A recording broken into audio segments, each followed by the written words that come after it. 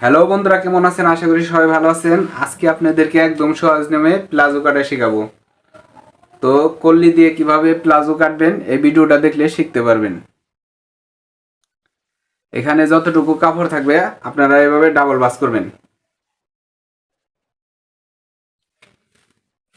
এভাবে ডাবল ভাঁজ করবেন। খোলা সাইডটা সামনে রাখবেন আর বন্ধ সাইডটা আপনার দিকে রাখবেন। তারপরে এভাবে ডাবল ভাঁজ করবেন। তারপর দেখেন এখানে উপরে দাগ কেটে নেবেন। তারপর এখানে রাবারের গাঁটের জন্য 2 ইঞ্চি পরিমাণ দাগ দিবেন। এখানে কল্লি হবে যে কারণে 16 ইঞ্চি, 16.5 ইঞ্চিতে দাগ কাটলাম। আর লং 38, এই যে দেখেন।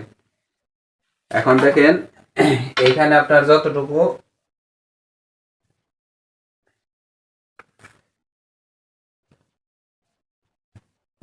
লং হবে তার চেয়ে 1 ইঞ্চি বাড়তি নেবেন। আর এইখানে সোজা দাগ কাটবেন।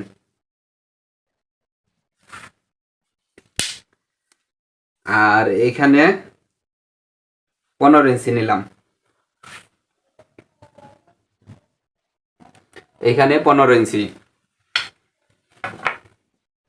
এটা আপনার কল্লি হবে যে কারণে 15 ইঞ্চি নিলাম। আর এটার বডি, কামিজের বডি হবে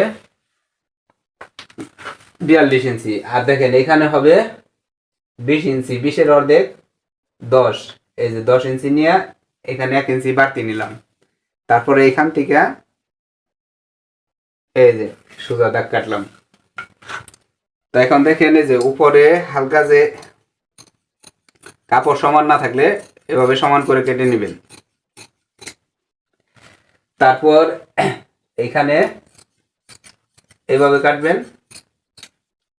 আর এইখান থেকে এই যে চোখের যে দাগটা,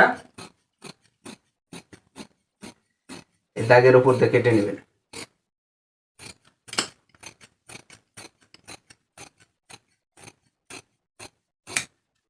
তো হয়ে গেল বন্ধুরা, অবশ্যই বুঝতে পারছেন। আর যাদের বুঝতে সমস্যা হবে অবশ্যই কমেন্ট করবেন।